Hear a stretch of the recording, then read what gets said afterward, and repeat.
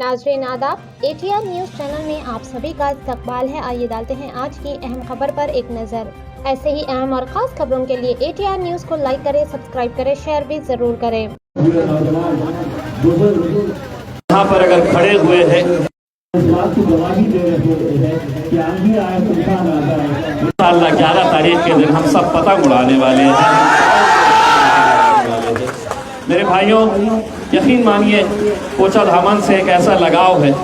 पिछली बार जब मैं आया था तो इसी कोचा असदुद्दीन अवैसी साहब ने मुझे दिए थे।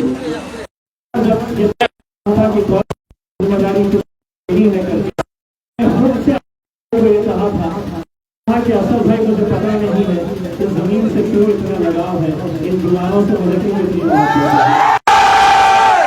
ये आप लोगों की मोहब्बत है जो हमें खींच कर लेकर आई है। अगले 10 दिनों तक इंशाअल्लाह आप ही के बीच में रहेंगे और आप लोगों के बीच में रहकर एक एक घर के अंदर हम लोगों को ये पैगाम देने के लिए आए हैं।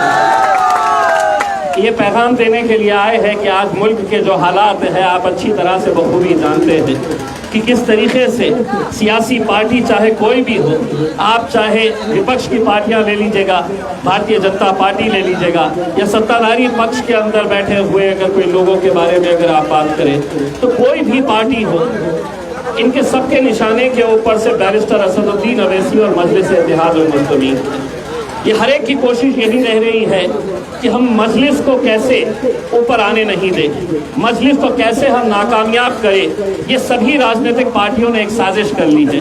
साजिशें उनकी है, ताकतें उनकी है, पर खुदा तो हमारा है।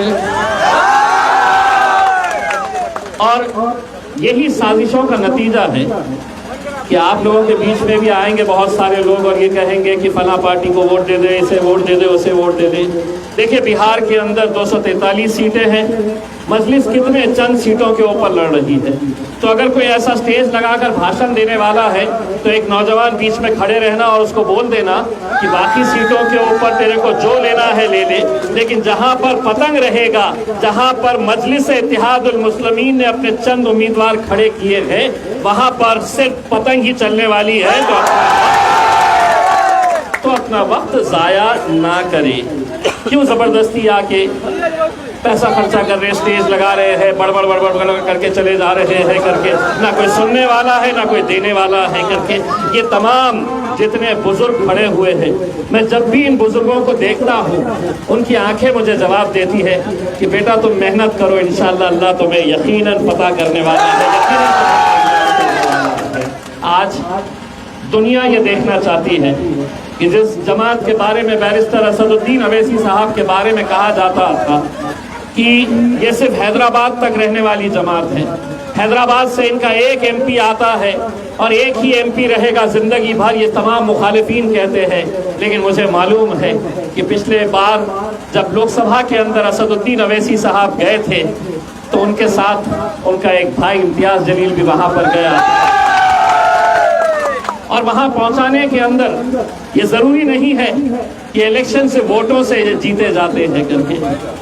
वोट तो मेरी कॉन्स्टिट्यूएंसी औरंगाबाद के लोगों ने दिए थे, लेकिन मुझे मालूम है न जाने कितने ऐसे सर जब सजदे में झुके थे तो उन्होंने अल्लाह से यही दुआ किए थे। साथ जब मैं गया और मैंने नहीं रखा कितनी सीट आने वाली सकते थे उसमें, लेकिन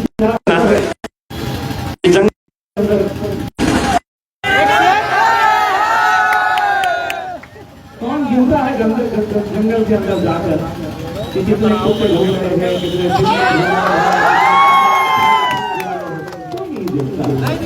जंगल में गिनती होती है। बैरिस्टर असदुद्दीन अवैसी साहब का अकेले थे और लोगों को ये समझ रहा था, लोग कैसे समझ रहे थे कि जरा से पढ़ने के हमारी किताब के फटे हमारा दौर ही खत्म हो गया। अरे महाराष्ट्र के अंदर तो अल्हम्दुलिल्लाह हम हार कर भी 50 MLA से कम की ताकत,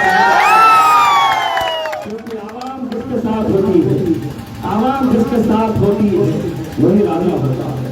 और यकीनन हमें की आवाम के ऊपर पूरा यकीन है, पूरा भरोसा है। मैं तमाम नौजवानों से यह अपील करना चाहूँगा, इलेक्शन के दिन पूरी जिम्मेदारी के साथ जाइए। एक एक वोट बहुत मायने रखता है। मुझे मालूम है कि इलेक्शन आते आते तमाम सियासी पार्टियां ये साजिश कर लेगी कि मजलिस के उम्मीदवार को नहीं आने देना है, क्योंकि फिर पैसा चलाया जाएगा, वोटों को खरीदने की कोशिश की जाएगी, तमाम हथकंडे अपनाए जाएंगे। हम लोग ऐसा नहीं करेंगे।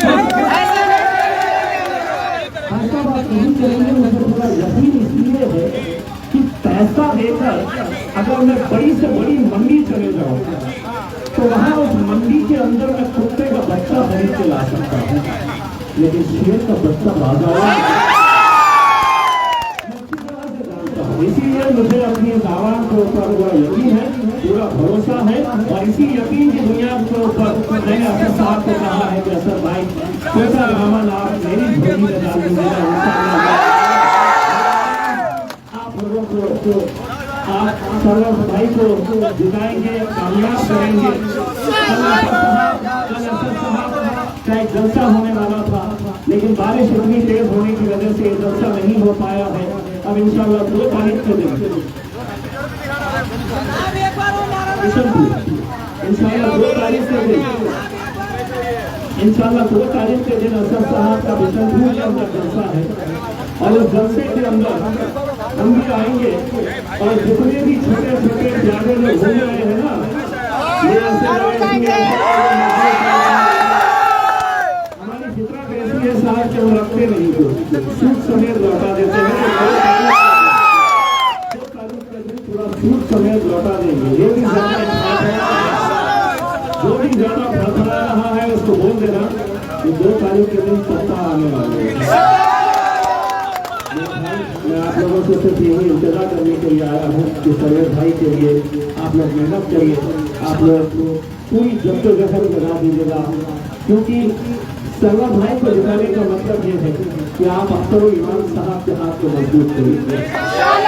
और अगर अख्तर ईमान साहब के हाथ मजबूत हुए तो मेरा भाई बैरिस्टर असदुद्दीन अवैसी जो 6.5 फुट पार्लियामेंट के अंदर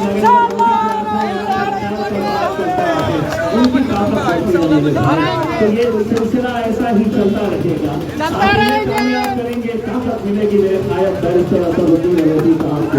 इंशाअल्लाह आप लोग एक वादा करके जाइए कि अगर जो लोग सरवर भाई के साथ है, मैं एक नारा लगाऊंगा, आप लोग दोनों हाथ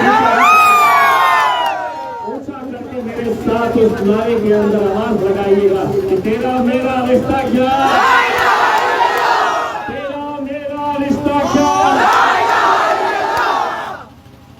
तो भाई आपका नहीं है तो हाथ काहे नहीं उठा रहे हैं?